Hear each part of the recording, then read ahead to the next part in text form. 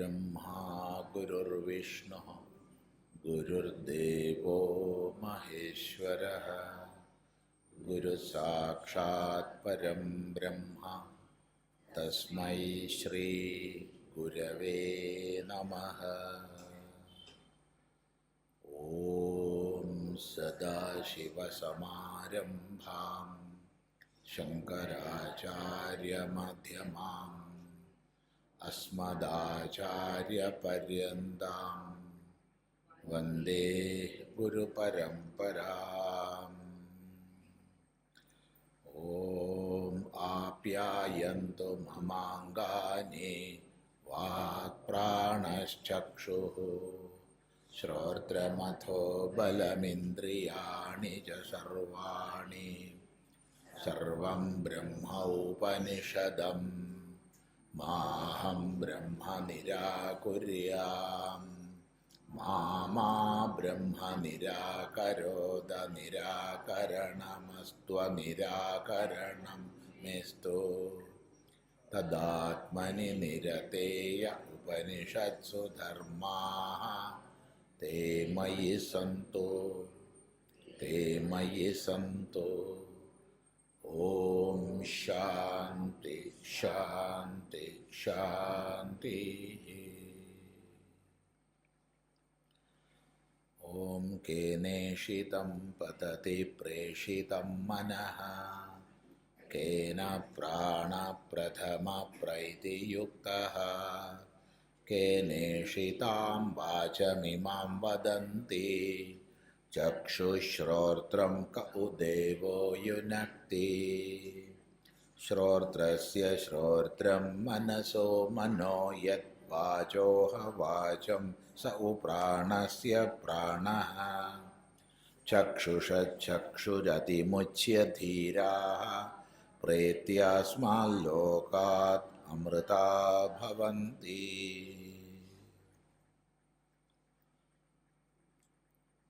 അതിമുച്യ അതിക്രമിച്ചിട്ട് അതിജീവിച്ചിട്ട്. എന്തിനെ അതിക്രമിച്ചിട്ട്? ശരീരാദ്യുപാധികളിലുള്ള ഞാനെന്ന ഭാവത്തെ അതിക്രമിച്ചിട്ട്. എങ്ങനെ? ശരിയായ തൻ്റെ സ്വരൂപത്തെ അറിഞ്ഞിട്ട്. ശരീരമല്ല, ശരീരത്തെ പ്രവർത്തിപ്പിക്കുന്നവനാണ് ഞാൻ. കണ്ണല്ല, കണ്ണിനെ പ്രവർത്തിപ്പിക്കുന്നവനാണ് ഞാൻ. ചെവിയല്ല, ചെവിയെ പ്രവർത്തിപ്പിക്കുന്നവനാണ് ഞാൻ എന്നിങ്ങനെ തൻ്റെ സ്വരൂപത്തെ അറിഞ്ഞ് ഉപാധികളിലുള്ള താതാത്മ്യത്തെ അതിക്രമിച്ചു. അങ്ങനെ ഈ ലോകബന്ധങ്ങൾക്കുപരിയെത്തി അമൃതന്മാരായി തീരുന്നു. അപ്പം അമൃതത്വത്തിലേക്കുള്ള വഴിയാണ് ഇവിടെ ചൂണ്ടിക്കാണിച്ചത്. അപ്പോൾ അമൃതത്വ ഹേതു എന്താന്ന് ശിഷ്യൻ ചോദിച്ചിട്ടില്ല ഇവിടെ. ചില ഉപനിഷത്തുക്കളിൽ അങ്ങനെ ചോദിക്കുന്നുണ്ട്, പക്ഷെ ഇവിടെ ചോദിച്ചിട്ടില്ല. ഇവിടെ ചോദിച്ചത് കണ്ണ്, ചെവി, മൂക്ക് തുടങ്ങിയ ഉപാധികൾ ആരുടെ ഇച്ഛയാലും നിയോഗത്താലുമാണ് പ്രവർത്തിപ്പിക്കപ്പെടുന്നതെന്ന് മാത്രമേ ചോദിച്ചിട്ടുള്ളൂ. അതായത് ഞാൻ ആര് എന്ന അന്വേഷണമാണ് ചെയ്തത്. ഞാൻ ആര് അത്രേ ചോദിച്ചിട്ടുള്ളൂ. എന്നാൽ ഗുരുനാഥൻ മറുപടി പറഞ്ഞപ്പോൾ ഞാൻ ആര് എന്നുള്ളതിന് മറുപടി പറഞ്ഞിട്ട് എന്ത് പറഞ്ഞു? ഇതറിഞ്ഞാൽ മുക്തിയായി പറഞ്ഞു.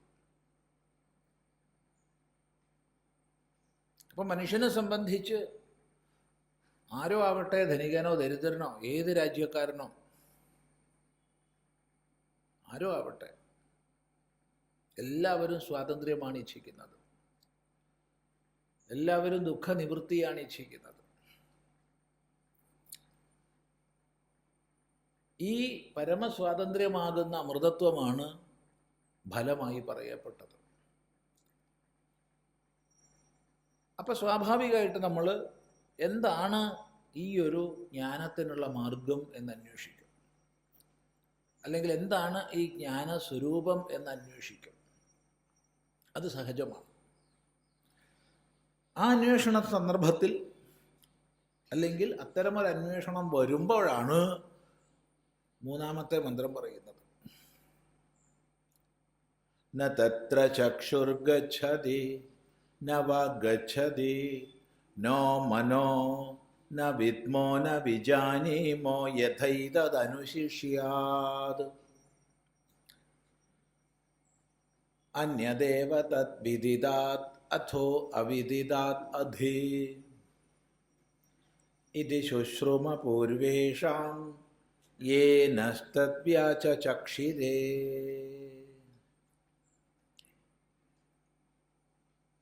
ന തത്ര ചക്ഷുർഗച്ഛതി ന വാഗ്ഗച്ഛതി നോ മനോ ന വിദ്മോ ന വിജാനീമോ യഥൈതദനുശിഷ്യാത് അന്യദേവ തദ്വിദിതാത് അഥോ അവിദിതാത് അധി ഇതി ശുശ്രുമ പൂർവേഷാം യേനസ്തദ്വ്യാചചക്ഷിരേ.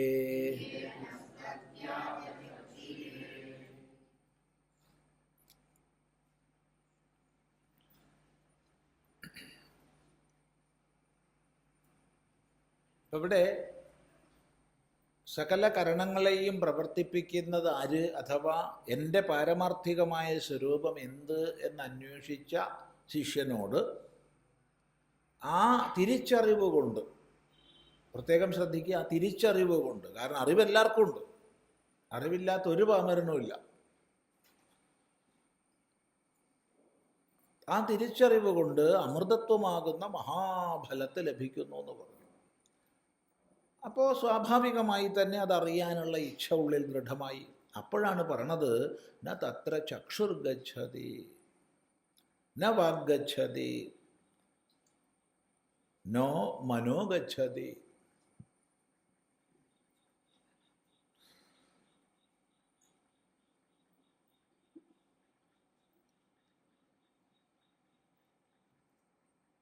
അപ്പം അറിയാൻ ഇച്ഛിക്കുന്ന ആള് പരിശ്രമിക്കുകയാണ് അറിയാൻ വേണ്ടി.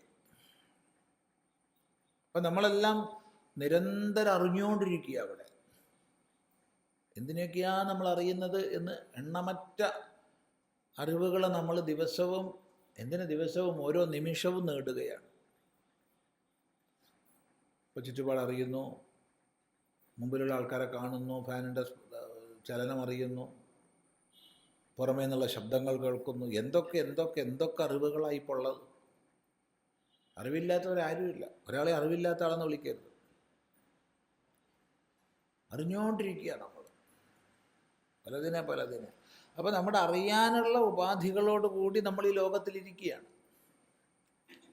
അറിയാനുള്ള ഉപാധികൾ എന്ന് പറഞ്ഞാൽ ആദ്യം തന്നെ നമുക്ക് പ്രത്യക്ഷജ്ഞാനമാണ് പരിശോധിക്കേണ്ടത്. പ്രത്യക്ഷജ്ഞാനം എന്ന് പറയുമ്പോൾ പ്രത്യക്ഷജ്ഞാനത്തിനുള്ള കരണവും പ്രത്യക്ഷമാണ്, ഇന്ദ്രിയങ്ങളാണ്. അപ്പം ഇന്ദ്രിയങ്ങളിലൂടെയുള്ള അറിവാണ് പ്രത്യക്ഷം. കാണുന്നു, കേൾക്കുന്നു, രുചിക്കുന്നു, മണക്കുന്നു, സ്പർശിക്കുന്നു. ഇത്രയേ ഉള്ളൂ, 5. ആറാമതൊന്നും നമുക്കില്ല. ആറാമതൊന്നിനെ നമ്മൾ അറിയുന്നത് ഈ 5ലേക്ക് കൊണ്ടുവന്നിട്ടാണ്. ഉദാഹരണം, നമ്മൾ വിവിധ വസ്തുക്കളുടെ കാന്തിക പ്രഭാവം അറിയുന്നു എന്ന് വിചാരിച്ചോളൂ. അപ്പോൾ കാന്തിക പ്രഭാവത്തെ നമ്മൾ അറിയുന്നുണ്ടെങ്കിൽ അത് ഏതെങ്കിലും ഉപകരണ വിശേഷത്തിൻ്റെ സഹായത്തോടു കൂടി ഒന്നുകിൽ കാണുന്ന രൂപത്തിലേക്കാക്കി മാറ്റും, എന്തെങ്കിലും മീറ്ററിൽ, അല്ലെങ്കിൽ കേൾക്കുന്ന രൂപത്തിലേക്കാക്കി മാറ്റും, വല്ല ബീപ്പ് ശബ്ദമോ എന്തെങ്കിലും, അല്ലെങ്കിൽ വല്ല വൈബ്രേഷൻ പോലെ ഉണ്ടാക്കി തീർക്കും. എന്നിട്ടാണ് നമ്മൾ കാന്തിക പ്രഭാവം അറിയുന്നത്. ഉദാഹരണത്തിന്, അപ്പോൾ ഈ 5ൽ കവിഞ്ഞ് എന്ത് മാനം ഈ ലോകത്തിനുണ്ടോ അഥവാ വിഷയങ്ങൾക്കുണ്ടോ അവയെ നമുക്ക് ഈ 5ലൂടെ മാത്രമേ അറിയാൻ പറ്റൂ. കാരണം ഈ 5 കോപ്പയെ നമ്മൾ എടുത്തുള്ളൂ. അതുകൊണ്ട് ഇതിൽ പരം ഇല്ല എന്ന് നമ്മൾ പറഞ്ഞേക്കരുത്. നമുക്കറിയാത്ത എന്തെല്ലാമോ ഉണ്ടാവുമായിരിക്കാം.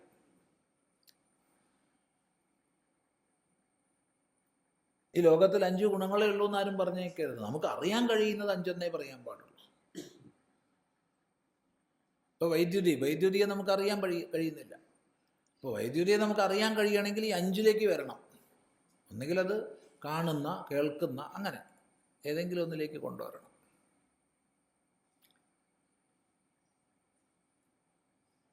പ്രത്യക്ഷം കൊണ്ട് നമുക്ക് അറിയാൻ കഴിയാത്തതിനെ നമുക്ക് അനുമാനം കൊണ്ടറിയാം. അതാണ് രണ്ടാമത്തെ പ്രമാണം. അനുമാനം കൊണ്ടറിയുമ്പോൾ അത് അനുമിതി എന്നാണ് പറയുക. പ്രത്യക്ഷം കൊണ്ടറിഞ്ഞാൽ അത് പ്രത്യക്ഷമാണ്. അനുമാനം കൊണ്ടറിഞ്ഞാൽ അതിനെ ശാസ്ത്രത്തിൽ അനുമിതി എന്ന് പറയും. അനുമാനജനിത ജ്ഞാനം. അപ്പം അനുമാനം എങ്ങനെയാ? തോന്നിയോണം അങ്ങോട്ട് അനുമാനിക്കുകയല്ല. അനുമാനിക്കുന്നതിന് ക്രമമുണ്ട്. അനുമാനിക്കുന്നതിന് ക്രമം എന്തെങ്കിലും ഒരു അറിവിന് ആസ്പദമായത് നമ്മൾ മുൻപ് അനുഭവിച്ചതുമായി തട്ടിച്ചു നോക്കിയിട്ടാണ് ഈ പറയുന്നത്. ഉദാഹരണത്തിന് നമ്മൾ ഇന്നലെ ശ്രദ്ധിച്ച ഒരു ദൃഷ്ടാന്തം പറയാം. ദൂരെ ഒരു മരം ഇളകുന്നു, ഇതാണ്. അപ്പോൾ ആദ്യം തന്നെ ദൂരെ മരം ഇളകുന്നത് ഞാൻ കാണുന്നു, 1. 2, അതുകൊണ്ട് അവിടെ കാറ്റുണ്ടായിരിക്കണം. 3, കാറ്റുള്ളിടത്ത് മരം ഇളകുന്നു എന്നെനിക്കറിയാം. 4, അതുകൊണ്ട് ഇവിടെയും അങ്ങനെ തന്നെ. 5, എന്താണ്? അതുകൊണ്ട് അവിടെ കാറ്റുണ്ട്. ഇങ്ങനെയാണ് അനുമാനം. അനുമാനിച്ച് മനസ്സിലാക്കുന്നു. കാര്യകാരണ ബന്ധം വെച്ച് ചിന്തിച്ച് മനസ്സിലാക്കുന്നു. അനുമതിയായി. പ്രത്യക്ഷം ചിലപ്പോൾ തെറ്റാവാം. നേരിട്ട് കണ്ടു എന്നുള്ളത് കൊണ്ട് ശരിയല്ലല്ലോ. നേരിട്ട് കേട്ടു എന്നുള്ളത് കൊണ്ട് ശരിയല്ല. അപ്പം നേരിട്ട് കണ്ടു എന്നുള്ളതൊക്കെ ശരിയാണോ? എന്താ അഭിപ്രായം? ഞാൻ കണ്ടതെല്ലാം ശരിയാണോ? ഒരിക്കലുമല്ല. കണ്ടു എന്നേ പറയാനൊക്കോ. കണ്ടില്ല എന്ന് പറയണ്ട, കണ്ടു. പക്ഷെ അത് കണ്ടത് ശരിയാണോ എന്ന് എനിക്കറിയില്ല. അതിലേ നമുക്ക് പറയാനൊക്കോ.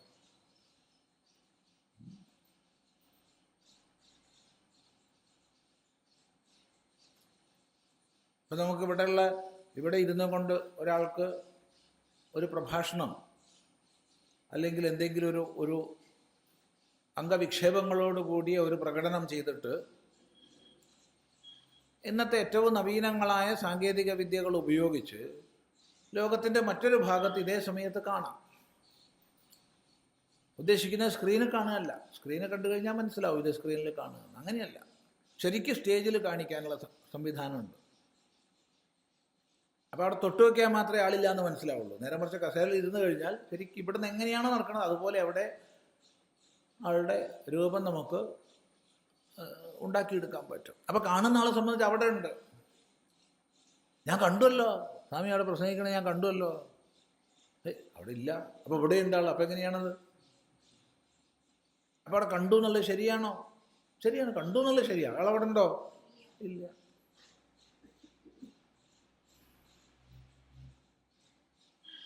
അപ്പം പ്രത്യക്ഷമെല്ലാം ശരിയല്ല, അനുമാനമെല്ലാം ശരിയല്ല.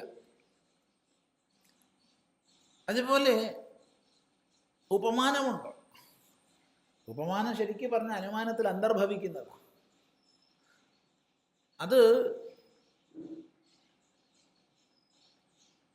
ശബ്ദജ്ഞാനത്തിൻ്റെ ഫലമായി ഉണ്ടാവുന്ന ജ്ഞാനമാണ്. ശബ്ദജ്ഞാനത്തിൻ്റെ ഫലമായി ഉണ്ടാവുന്ന ജ്ഞാനം എന്ന് പറഞ്ഞാൽ ആചാര്യന്മാർ ആവർത്തിച്ച് നമുക്ക് പറഞ്ഞു തരുന്ന ദൃഷ്ടാന്തം സാഖ്യ, വേദാന്താദി സകല ശാസ്ത്രങ്ങളിലും ആവർത്തിക്കുന്ന ദൃഷ്ടാന്തം ഗോസദൃശമായ മൃഗത്തെ പരിചയപ്പെടുത്തുന്നതാണ്. അപ്പം നീ ഗവയത്തെ കണ്ടിട്ടുണ്ടോ എന്ന് ചോദിച്ചു ഒരാൾ. ഗവയത്തെ ഞാൻ കണ്ടിട്ടില്ല, എനിക്കറിയില്ല എന്താ ഗവയെന്ന്. അപ്പം പറഞ്ഞു അത് ഗോവിനെ പോലെ ഇരിക്കും, കണ്ടാൽ ഗോവിനെ പോലെ തന്നെ ഇരിക്കും, പക്ഷേ ഗോവല്ല. അപ്പം അത് മനസ്സിലവിടെ കിടന്നു കേട്ടോ.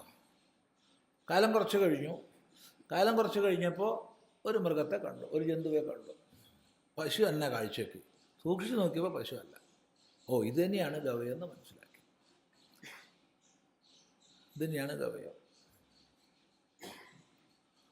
എന്ന് മനസ്സിലാക്കി.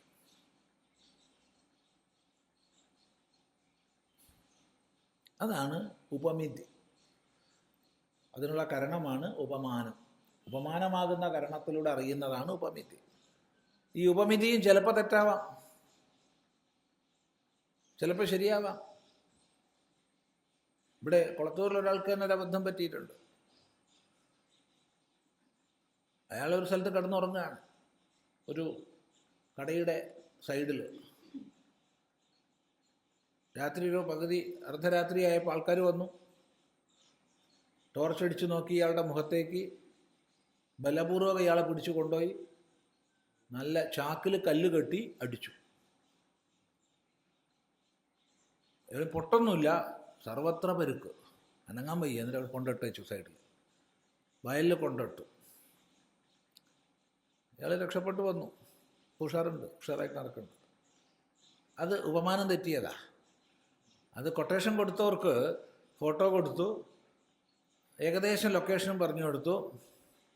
അപ്പോൾ അവർ വന്ന് ടോർച്ച് അടിച്ച് നോക്കിയപ്പോൾ ഫോട്ടോയിലുള്ള ആൾ ഇത് തന്നെയാണ്. ഈ പാവം ഒന്നും അറിയില്ല. അത് ആർക്കാണോ അടി കിട്ടേണ്ടത് ഇയാൾക്ക് തന്നെ, അതുകൊണ്ടാണല്ലോ കിട്ടിയത്. പക്ഷേ അവരേൽപ്പിച്ച ആളല്ല ഇത്. കൊട്ടേഷൻ കൊടുത്തവരെ അടിക്കാൻ ഏൽപ്പിച്ച ആളല്ല ഇയാൾ. പക്ഷേ രൂപം ഒരുപോലെയാണ്.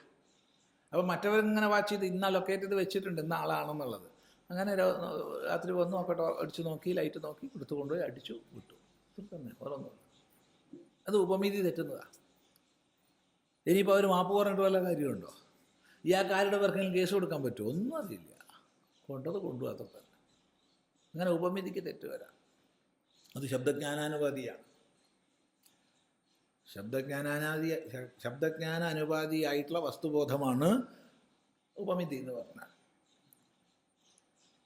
പിന്നെ ഇത്രയും മതി ശരിക്ക് പറഞ്ഞ പ്രമാണങ്ങൾ. ഇനിയുണ്ട് വേണമെങ്കിൽ. അത് അർത്ഥാപത്തി ആണ്.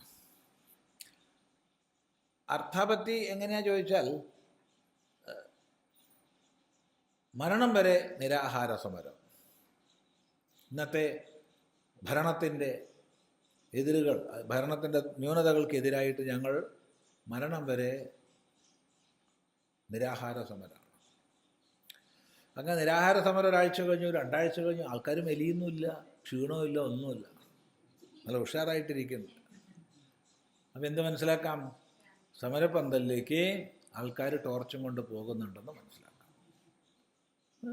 വേറൊന്നും മനസ്സിലാക്കേണ്ടതില്ല, ഇത്രമാത്രം മനസ്സിലാക്കിയാൽ മതി. സമരപന്തലിലേക്ക് ആൾക്കാർ ടോർച്ചും കൊണ്ട് പോകുന്നുണ്ട്, അതുകൊണ്ട് ഇയാൾ മെലിയുന്നില്ല. മരണം വരെ നിരാഹാരം ചെയ്തുകൊണ്ടിരിക്കുക, ഒരു പ്രശ്നവും വരില്ല. പിരിവ് ഗംഭീരമായി നടക്കും. അതെന്താ? അർത്ഥാപത്തിയാണ്. അവിടെ അർത്ഥമാപന്നമാണ്. എന്താണ്? അയാൾ ഭക്ഷണം കഴിക്കുന്നില്ലെന്ന് പറയുന്നു, എന്നാൽ തടിക്കൊരു കോട്ടവും വന്നിട്ടില്ല. അപ്പോൾ നമ്മൾ കാണാത്ത സമയത്ത് ഭക്ഷണം കഴിക്കുന്നുണ്ടായിരിക്കണം. ഇത് അത് തന്നെയല്ലേ പറഞ്ഞ, അനുമാനത്തിൽ ഉൾപ്പെട്ടതാണ് ഉപമാനം, അർത്ഥാപത്തി, അനുപലബ്ധി എന്നൊക്കെ പറഞ്ഞതുകൊണ്ട്. അതുകൊണ്ടാണ് ശരിക്കും പറഞ്ഞ പ്രത്യക്ഷവും അനുമാനവും ആകം കൊടുത്താൽ മതി എന്ന പ്രമാണങ്ങളുടെ വിശദമായ വിചിന്തനത്തിലാണ് ഇതൊക്കെ വരുന്നത്. കാരണം ചെറിയ ചെറിയ വ്യത്യാസങ്ങൾ അതിലുണ്ട്. പിന്നെ ഉള്ളത് അനുപലബ്ധിയാണ്. ഒന്നിനെ ഉപലഭിക്കുന്നില്ല എന്നുള്ളത് കൊണ്ട് അതിനറിയാം അതെന്ത് എന്ന്. ഇവിടെ ഈ ഹാളിൽ ഇപ്പോൾ ആനയുടെ അഭാവമുണ്ട്, ആനയെ ഉപലഭിക്കുന്നില്ല എന്ന് പറയുമ്പോൾ മുമ്പ് കണ്ടിട്ടുള്ള അറിഞ്ഞിട്ടുള്ള ആന നമ്മുടെ ഉള്ളിൽ വരുന്നുണ്ട്. ഇതെല്ലാം ശരിക്കും പറഞ്ഞ അനുമാനത്തിൽ അന്തർഭവിക്കും. അപ്പോൾ പ്രത്യക്ഷം അനുമാനം ഇത് ഫലിക്കാത്ത സന്ദർഭത്തിൽ, ഇതിവിടെ ഈ 2 പ്രമാണങ്ങളും ഫലിക്കാത്തപ്പോഴാണ് നമ്മൾ ആഗമത്തിലേക്ക്, ശാസ്ത്രത്തിലേക്ക്, വേദത്തിലേക്ക് പോകുന്നത്. അന്യപ്രമാണങ്ങളെ കൊണ്ട് അറിയാവുന്നതിനെ അറിയാൻ മറ്റൊരു പ്രമാണത്തെ നമ്മൾ സ്വീകരിക്കാറില്ല. അന്യപ്രമാണങ്ങളെ കൊണ്ട് അറിയാത്തതിനെ അറിയാനാണ് മറ്റൊരു പ്രമാണത്തിലേക്ക് പോകുക. അവിടെ ആപ്തന്മാരായ ഋഷീശ്വരന്മാരുടെ വെളിപ്പെടുത്തലുകൾ സാമാന്യമായി നമുക്കുള്ള യുക്തിബോധത്തേക്കാൾ അല്ലെങ്കിൽ നമുക്കുള്ള അറിവിനേക്കാൾ കൂടുതൽ അറിവ് സമ്പാദിച്ച മഹാപുരുഷന്മാരുടെ ഉപദേശങ്ങൾ, അതിലൊക്കെ ശ്രദ്ധയോടുകൂടി വിശ്വസിച്ച് അവിടെ വിശ്വാസമല്ലേ, വിശ്വാസം വേണം. വിശ്വാസം വേണം. അങ്ങനെ ശ്രദ്ധയോടെ വിശ്വാസപൂർവം നമ്മൾ വേദം ശ്രവിക്കുന്നു. ഇങ്ങനെ പ്രമാണങ്ങളിലൂടെയാണ് നമ്മൾ അറിയുന്നത്. ഇത്രയേ നമ്മളെ കയ്യിലുള്ളൂ, ഇതിൽ പരമില്ല. ഇതിലേത് പ്രമാണത്തിന് തെറ്റ് വരാൻ കേട്ടോ. അപ്പം വേദത്തിന് തെറ്റ് വരുമെന്ന് ചോദിച്ചാൽ വേദത്തിന് തെറ്റ് വരുന്നല്ല, വേദത്തെ നമ്മൾ മനസ്സിലാക്കണതിലൊക്കെ തെറ്റ് വരാം. വേദത്തിന് തെറ്റ് വന്നില്ലെങ്കിൽ പോലും വേദത്തെ നാം മനസ്സിലാക്കുന്നതിൽ തെറ്റ് വരാം.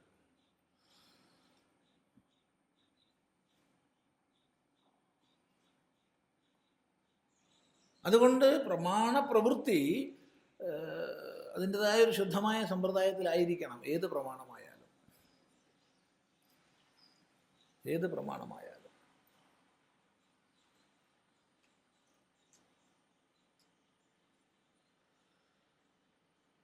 ഇത്രയും മനസ്സിലാക്കിയിട്ട് നമുക്ക് മണ്ഡലത്തിലേക്ക് വരാം. അപ്പോൾ ആദ്യം തന്നെ പറയുകയാണ് ന തത്ര ചക്ഷുർഗച്ഛതി. അപ്പം നമ്മൾ എന്തിനാ പുറപ്പെട്ടെ? നമ്മൾ പുറപ്പെട്ടത് മോക്ഷകാരണമായ അമൃതത്വ കാരണമായ ആത്മജ്ഞാനം നേടാം എന്ന് വിചാരിച്ചിട്ടാണ് പോയത്. ആത്മാവിൻ്റെ സ്വരൂപം ഒന്ന് അറിയാം എന്ന് വിചാരിച്ചിട്ടാണ് പോയത്. പോണത് ഇത്രയും കോപ്പ് കൊണ്ടാട്ടോ, അത്രയും സാധനം നമ്മളെടുത്തുള്ളൂ. അല്ല പുതിയ വലുതാരെടുത്തെങ്കിലും ഉണ്ടോ? ഇന്ദ്രിയങ്ങളും മനസ്സും ബുദ്ധി അല്ലാത്ത എന്തെങ്കിലും ഉണ്ടോ? ഒന്നുമില്ല. അപ്പോഴാണ് ആദ്യം പറയുന്നത് ന തത്ര ചക്ഷുർഗച്ഛതി. തത്ര തസ്മിൻ ആത്മനി, തസ്മിൻ അതിൽ, ചക്ഷുഹു ന ഗച്ഛതി. കണ്ണ് പോവില്ല കേട്ടോ, കണ്ണ് അവിടെ പ്രവേശിക്കില്ല. ഇവിടെ കണ്ണ് എന്നുള്ളത് ജ്ഞാനേന്ദ്രിയങ്ങളുടെ മുഴുവൻ ഉപലക്ഷണാർത്ഥത്തിലാണ്. സകല ജ്ഞാനേന്ദ്രിയങ്ങളുടെയും ഉപലക്ഷണാർത്ഥത്തിലാണ് കണ്ണെന്ന് പറഞ്ഞത്. അപ്പം എന്താ അർത്ഥം? കണ്ണ്, ചെവി, നാക്ക്, മൂക്ക്, ത്വക്ക്, 5 ജ്ഞാനേന്ദ്രിയങ്ങളും അവിടെ പ്രവേശിക്കില്ല. അപ്പോൾ നമ്മൾ വിചാരിച്ചെന്നാൽ കണ്ടുകളയാന്നെയാണ്. ആത്മാവിനൊന്ന് കാണാമെന്ന് വിചാരിച്ചിട്ടാ, അപ്പോൾ കാണാൻ പറ്റില്ല. എന്നാൽ പിന്നെ കേട്ടാൽ മതിയല്ലോ, കേൾക്കാനും പറ്റില്ല. അത് മണത്ത് വയ്ക്കിയാലോ, മണക്കാനും പറ്റില്ല. തൊട്ട് വയ്ക്കിയാലോ, നീ ആത്മാവിനും തൊട്ട് വെക്ക്, ഇല്ല, അതും വയ്യ. നാം രുചിക്കാം, അതും വയ്യ. അപ്പോൾ പ്രത്യക്ഷ പ്രമാണങ്ങൾ അവിടെ വില പോകില്ല. ഇത് പറയുമ്പോൾ തന്നെ ഭൂരിഭാഗം പേരും നിരാശരായി പിന്തിരിയും. അത് ശരി, കണ്ടറിയാൻ പറ്റില്ല അല്ലേ? ഇല്ല, ഇതെല്ലാവരും ഉറപ്പിക്കണം. നതത്ര ചക്ഷുർഗച്ഛതി. കാരണം ആത്മാവിനെയൊക്കെ പ്രത്യക്ഷമായി കാണിക്കുന്ന ഒരുപാട് സ്ഥലങ്ങളിലും ആചാര്യന്മാരൊക്കെ കൂടി വരുന്ന കാലമായി ഇന്ന്. പല സ്ഥലത്തും നമുക്ക് ഫീസ് അടച്ചു കഴിഞ്ഞാൽ ആത്മാവിനെ കാണിച്ചു തരും.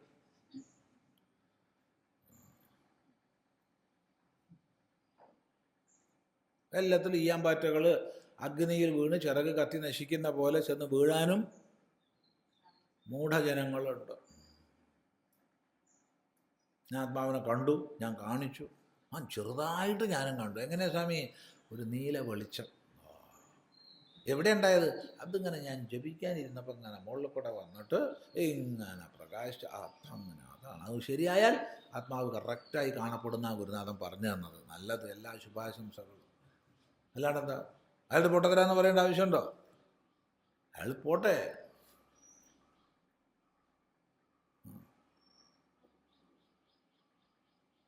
ഇവിടെ വന്നു, ഇവിടെ വന്നു. ഇവിടെയൊക്കെ അദ്വൈതാശ്രമത്തിലല്ല, കൊളത്തൂർ. ഇപ്പോഴും ഓർമ്മയുണ്ട്. 1991 ഏപ്രിൽ മാസം ആധ്യാത്മിക അന്തര്യോഗം നടക്കുകയാണ്. ഇപ്പോൾ കേരളത്തിലെ വളരെ പ്രസിദ്ധന്മാരും പരമവിദ്വാൻമാരുമായ സന്യാസി ശ്രേഷ്ഠന്മാരൊക്കെ പങ്കെടുക്കുന്ന അന്തര്യോഗമാണ്. മൃഡാനന്ദ സ്വാമികളുണ്ട്, സിദ്ധിനാഥാനന്ദ സ്വാമികളുണ്ട്. അവരാരും ഇപ്പം നമ്മളെ കൂടെ സ്ഥൂല ശരീരത്തിലില്ല. അങ്ങനെയുള്ള മഹാത്മാക്കൾ പങ്കെടുക്കുന്ന പരിപാടിയാണ്. അങ്ങനെ ഒരു 10-80 പേരുണ്ടാവും അന്തര്യോഗത്തിന്. പന്തലൊക്കെ ഇട്ടിട്ട് അതിലാണ് പരിപാടി, കൊളത്തൂർ ക്ഷേത്രത്തിൽ. അപ്പോൾ ഒരാൾ വന്നു, ആത്മാവിനെ കാണിക്കുന്ന ആളാണ്. അപ്പോൾ അയാളെ പിടിച്ചിട്ട് നോക്കിക്കഴിഞ്ഞാൽ നിങ്ങൾക്ക് ആത്മാവിനെ കാണും. ഒക്കെ നാടകം നല്ലതല്ലേ, ഒരു സ്റ്റണ്ട്, ഒരു സെക്സ് ഒക്കെ ഇല്ലാച്ചാൽ എന്ത് സിനിമയാണ്? അതൊക്കെ വേണ്ടേ സിനിമയാവുമ്പോൾ? അതൊക്കെ നടക്കട്ടെ എന്ന് വിചാരിച്ചു. പക്ഷെ ഉച്ച കഴിഞ്ഞു, ഇവിടെ ആചാര്യൻ പ്രഭാഷണത്തിന് മണിയടിച്ചു, ഒരു കുട്ടി വരണ്ടേ? എന്തൊരു കഥ! അപ്പം ഇത്രയും ദിവസം കേട്ടതൊക്കെ വെറുതെ ആയില്ലേ? തലേന്ന് കേട്ടിട്ടുണ്ട്, തലേന്ന് കേട്ടവർ പോലും പ്രഭാഷണ വേദിയിലില്ല, ഒരാളുമില്ല. അങ്ങോട്ട് തിരിഞ്ഞു കണ്ടു, മോശമല്ലേ, അവനെ ക്ഷണിച്ചിട്ടല്ലേ ആചാര്യം വന്നത്, ചിദാനന്ദസ്വാമിയാണ് ക്ഷണിച്ചത്.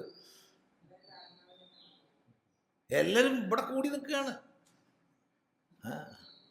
പണ്ടൊക്കെ ഈ എന്താ പറയുക, ഉത്സവപ്പറമ്പിൽ ഹലുവ, ഈത്തപ്പഴം വെച്ച് കഴിഞ്ഞാൽ അതിന് ചുറ്റും ഉണ്ടാവും ഈശങ്ങനെ എത്ര ഉണ്ടാവും.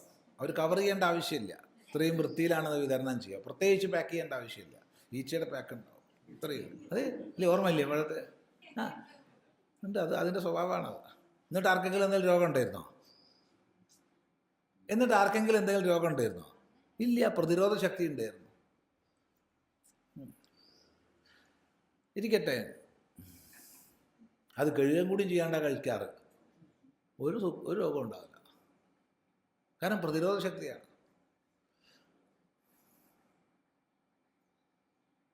അപ്പോൾ ഇദ്ദേഹം വടകര ഭാഗത്തു നിന്നാണ് വന്നത്, ഈ ആത്മാവിനെ കാണിക്കുന്ന ആൾ.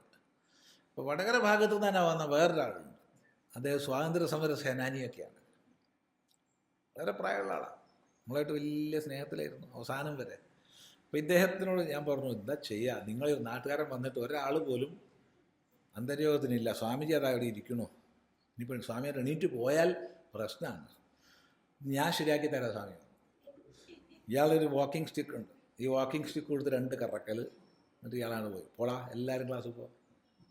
അപ്പോഴത്തേക്ക് ഇയാളുടെ വടിയൊക്കെ കൂടി കണ്ടപ്പോൾ എല്ലാവരും പോയി, എല്ലാവരും ക്ലാസ് വന്നു.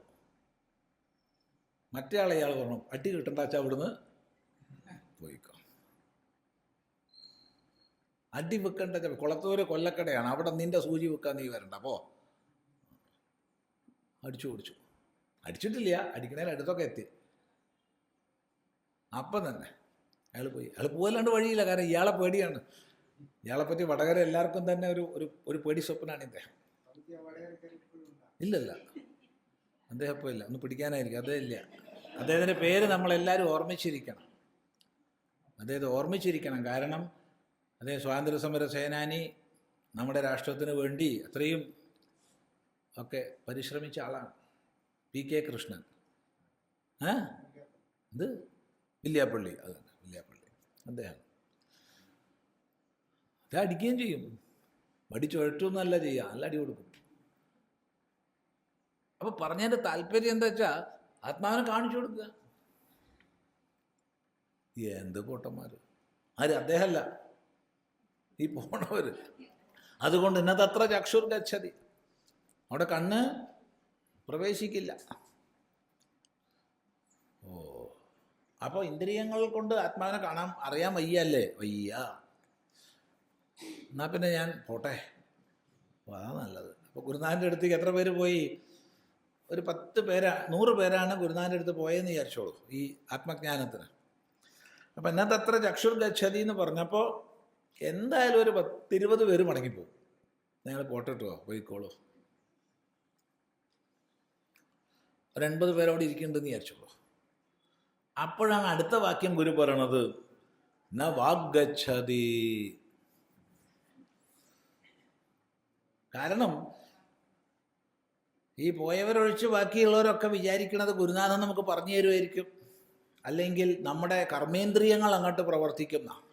ജ്ഞാനേന്ദ്രിയങ്ങൾ പ്രവർത്തിച്ചില്ലെങ്കിലും കർമ്മേന്ദ്രിയങ്ങൾ പ്രവർത്തിക്കും, അതാവാലോ ഇല്ലേ? ജ്ഞാനേന്ദ്രിയങ്ങളുടെ പ്രവൃത്തി ഇല്ലാച്ചാലും കർമ്മേന്ദ്രിയങ്ങൾ പ്രവർത്തിക്കാലോ. അങ്ങനെ ആത്മാവിലേക്ക് കർമ്മേന്ദ്രിയങ്ങൾ പ്രവർത്തിച്ചാലും മതിയല്ലോ. ഇല്ല, ന വാഗ്ഗച്ഛതി. അവിടെ വാക്കെന്നുള്ളത് സകല കർമ്മേന്ദ്രിയങ്ങളുടെയും ഉപലക്ഷണാർത്ഥത്തിലാണ്. വാക്പാണി പാദപായു ഉപസ്ഥങ്ങൾ. പറയാൻ, എടുക്കാൻ, കൊടുക്കാൻ, ശരിക്കാൻ, മലമൂത്രാദി വിസർജനം ചെയ്യാൻ, ലൈംഗിക ചേഷ്ടകൾ ചെയ്യാൻ. ഇങ്ങനെയുള്ള 5 കർമ്മേന്ദ്രിയങ്ങളും അവിടെ പ്രവർത്തിക്കില്ല. ആകെ നമുക്ക് വിഷമായി, നിരാശയായി ഇല്ലേ? കാരണം നമ്മുടെ അടുത്തുള്ള പ്രധാനപ്പെട്ട കോപ്പൊക്കെ കഴിഞ്ഞു. ന തത്ര ചക്ഷുർ ഗച്ഛതി ന വാഗ് ഗച്ഛതി. ഒരു 10-60 പോലും പണങ്ങിപ്പോയി കഴിഞ്ഞു. എന്നാലും ഉണ്ട് 10-40 പേരവിടെ ഇരിക്കും പ്രതീക്ഷിച്ചു. കാരണം എന്താ വെച്ചാൽ ഗുരു അല്ലേ അയാൾ പറഞ്ഞു തരുമായിരിക്കും എന്ന് വിചാരിച്ചിട്ട്. അല്ലെങ്കിൽ നമ്മുടെ മനസ്സുണ്ടല്ലോ, നമുക്ക് ആ മനസ്സുകൊണ്ട് അറിയാമല്ലോ എന്ന് വിചാരിച്ചിട്ട്. മനസ്സുകൊണ്ട് മനസ്സിലാക്കാൻ പറ്റുമല്ലോ, എനിക്കൊക്കെ സൂക്ഷ്മ ബുദ്ധിയുണ്ട്, നല്ല സൂക്ഷ്മമായ വിചാരശേഷി എനിക്കുണ്ട്, നല്ല മനസ്സായേണ്ടത് എന്നാണ് നമ്മളൊക്കെ വിചാരിക്കുന്നത്. അപ്പോൾ മനസ്സിൻ്റെ കഴിവിനെ വിശ്വസിച്ചുകൊണ്ട് അവിടെ ഇരിക്കുക. അപ്പോഴാണ് ഗുരു പറയണത് നോ മനോ. ശബ്ദസ്പർശ രൂപരസഗന്ധങ്ങൾ ഉള്ളതിലേക്കാണല്ലോ ഇന്ദ്രിയങ്ങൾ പ്രവേശിക്കുക. അപ്പോൾ ഇന്ദ്രിയങ്ങൾ പ്രവേശിക്കില്ല. എന്നാൽ മനസ്സ് പ്രവേശിക്കുകയായിരിക്കും എന്ന് വിചാരിച്ചു. മനസ്സും പ്രവേശിക്കില്ല. എങ്ങോട്ടാ മനസ്സ് പ്രവേശിക്കുക? ഏതെങ്കിലും ഒന്നിന് ജാതിയോ നാമമോ രൂപമോ ഗുണമോ ക്രിയയോ സംബന്ധമോ ഉണ്ടെങ്കിൽ മനസ്സ് പ്രവേശിക്കും. ജാതി നാമ രൂപ ഗുണ ക്രിയ സംബന്ധങ്ങൾ മറക്കരുത്. ഇപ്പം ജാതി ഉണ്ടെങ്കിൽ എന്താ ജാതി? മനുഷ്യജാതി, പട്ടിജാതി, പൂച്ചജാതി, അങ്ങനെയുള്ള എന്തെങ്കിലും ജാതി ഉണ്ടെങ്കിൽ നമുക്ക് മനസ്സിലാക്കാം. വൃക്ഷജാതി, ഇനി വൃക്ഷജാതി തന്നെ പല ജാതി, അരയാൽ, പേരാൽ, അങ്ങനെ. നാമം, എന്തെങ്കിലും പേരുണ്ടെങ്കിൽ ഇന്ന പേരോടൊത്തത്, രൂപം ഇന്ന രൂപത്തോടൊത്തത്, എന്തെങ്കിലും ഗുണം ഇന്ന ഗുണത്തോട് കൂടിയത്, എന്തെങ്കിലും ക്രിയ ഇന്ന ക്രിയ ചെയ്യുന്നത്, അല്ലെങ്കിൽ സംബന്ധം ഇന്ന സംബന്ധമുള്ളത് ഇല്ലേ? ഇന്ന സംബന്ധമുള്ളതെന്ന് പറഞ്ഞാൽ ആ മരം ചാരി നിൽക്കുന്ന, അല്ലെങ്കിൽ ആ എന്താ പറയേണ്ടത്, മരത്തിൻ്റെ മുകളിലിരിക്കുന്ന ആൾ, അല്ലെങ്കിൽ നടക്കുന്ന ആൾ, അല്ലെങ്കിൽ അതിനൊക്കെ പറയാം ഇന്ന ആളുടെ അടുത്ത് നിൽക്കുന്ന ആൾ, അങ്ങനെയൊക്കെ സംബന്ധം പറയാം.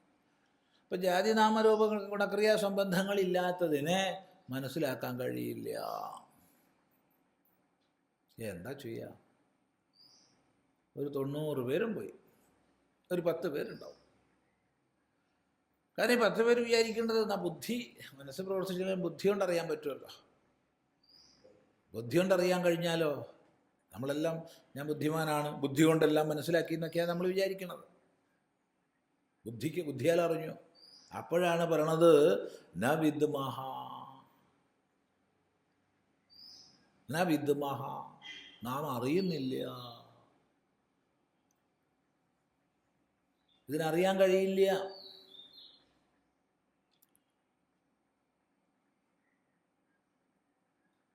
അതെന്താ അറിയാൻ കഴിയില്ല പറഞ്ഞത്? അറിയപ്പെടുന്ന വസ്തു അല്ലല്ലോ അത്. ആത്മാവിനെ ഞാൻ അറിഞ്ഞു പറഞ്ഞാൽ എനിക്ക് ആത്മാവ് വിഷയീകരിച്ചു. അപ്പോൾ അവിടെ വിഷയമാണ് ആത്മാവ്, വിഷയിയാണ് ഞാൻ. അങ്ങനെയാണെച്ചാൽ എൻ്റെ വീണ്ടും അപഗ്രഥിച്ചു പോകണം. അതല്ലല്ലോ ആത്മാ. എന്നാൽ അറിയപ്പെടുന്ന വിഷയമല്ലല്ലോ ആത്മാ. അതുകൊണ്ട് ന വിദ്മഹ, അറിയുന്ന ഞാനാണ്, അറിയുന്ന എൻ്റെ സ്വരൂപമാണ് ആത്മാ, അല്ലാണ്ട് അറിയപ്പെടുന്നതല്ല. അപ്പോൾ ഒരാൾ ഞാൻ ആത്മാവിനെ അറിഞ്ഞു പറഞ്ഞാൽ സന്തോഷം, നന്നായി, ഭാഗ്യമായിട്ടോ, അല്ലാണ്ടെന്താ എതിർത്ത് പറയേണ്ട ആവശ്യമില്ല. ഈ ആത്മാവിനെ അറിയാൻ പറ്റില്ല, നീ തട്ടിപ്പ് പറയാന്നൊന്നും പറയേണ്ട ആവശ്യമില്ല. ഭാഗ്യമായി, സന്തോഷം അങ്ങയെ കണ്ടതിൽ എന്ന് പറഞ്ഞാൽ എന്നാൽ അയാൾക്കും സന്തോഷം, നമുക്കും സന്തോഷം.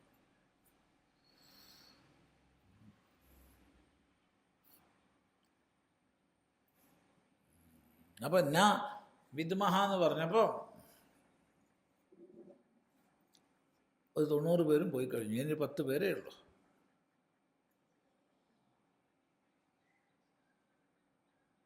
അപ്പം ഈ 10 പേരെങ്ങനെയാ പ്രതീക്ഷിച്ചിരിക്കണമെന്ന് വെച്ചാൽ, ശരി ഇതൊക്കെ പറഞ്ഞു, ഇന്ദ്രിയങ്ങളെ കൊണ്ട് അറിയാൻ കഴിയില്ല, മനസ്സുകൊണ്ട് അറിയാൻ കഴിയില്ല, ബുദ്ധി കൊണ്ട് അറിയാൻ കഴിയില്ല എന്നൊക്കെ പറഞ്ഞു. എന്നാലും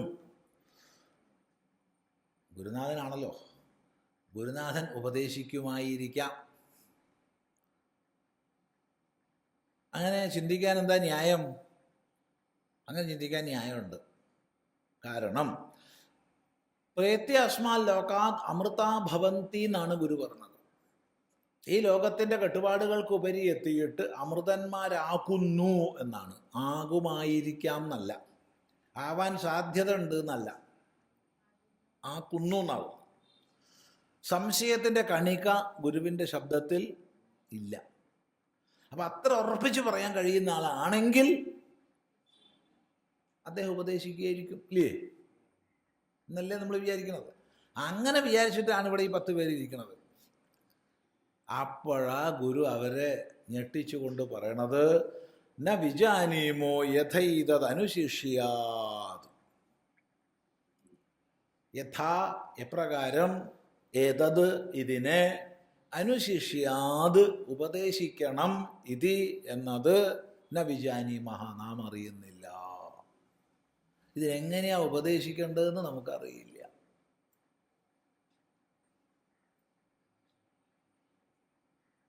ഗുരുവിനെ തെറി പറഞ്ഞ് 9 പേരും പോകും.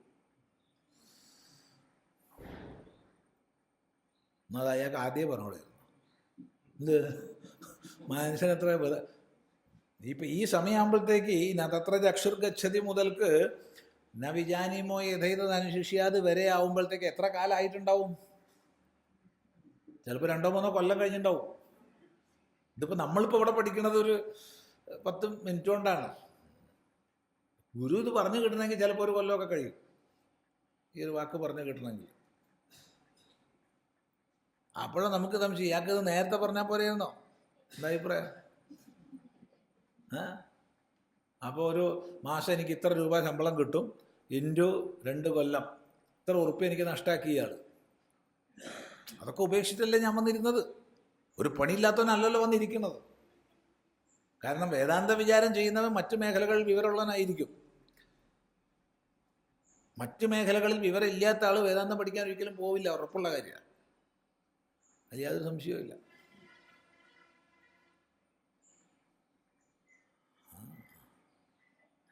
അപ്പോൾ പ്രയാസമായി,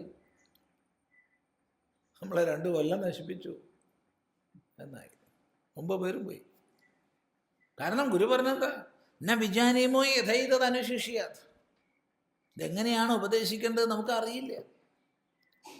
വാക്കിന് വിഷയമായതിനെയല്ലേ വാക്കുകൊണ്ട് പറയാൻ പറ്റൂ.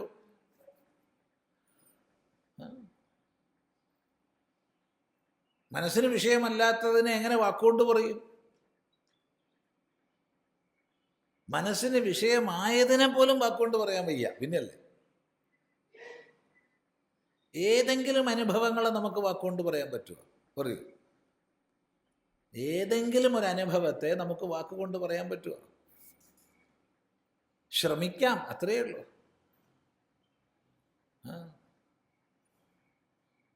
ഞാൻ ഇപ്പോൾ ഒരു കട്ടൻ കാപ്പി കുടിച്ചു, എന്താ അതിൻ്റെ സ്വാദ്? എന്താ സ്വാദ്? എങ്ങനെ ഞാൻ പറയുക? അത്യാവശ്യം വാക്ശക്തിയൊക്കെ ഉണ്ട്, പക്ഷെ പറയാൻ കഴിയില്ല. ഒറ്റൊന്നേ പറയാൻ കഴിയൂ, നീയും അതൊന്ന് കുറച്ച് കുടിച്ചു നോക്കൂ. ഇനിയിപ്പോൾ വീണ്ടും ഉണ്ടാക്കി കുടിച്ച് അതേ സ്വാദ് കിട്ടുമോ? ഒരിക്കലും കിട്ടില്ല. അത് വേറെ കോമ്പിനേഷനായി, ചെറിയൊരു അണു വ്യത്യാസം വന്നാൽ മതി അതിൻ്റെ രുചി മാറാൻ. ഇനി ഒരേ രുചിയാണെങ്കിൽ എനിക്കും അയാൾക്ക് ഒരേ രുചിയായിരിക്കുമോ?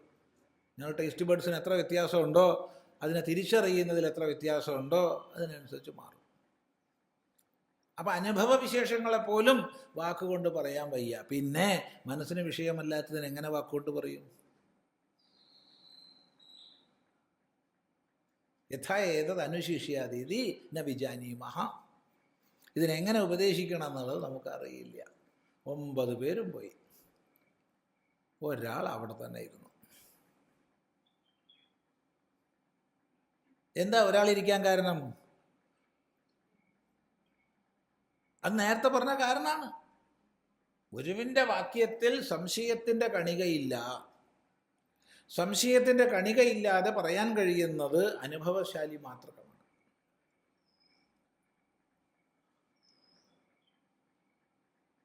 എൻ്റെ പരമമായ ലക്ഷ്യം അമൃതത്വമാണെങ്കിൽ ആ അമൃതത്വത്തിന് ഹേതുവാകുന്ന ജ്ഞാനമാണ് ഇവിടെ വാഗ്ദാനം ചെയ്യപ്പെട്ടത്.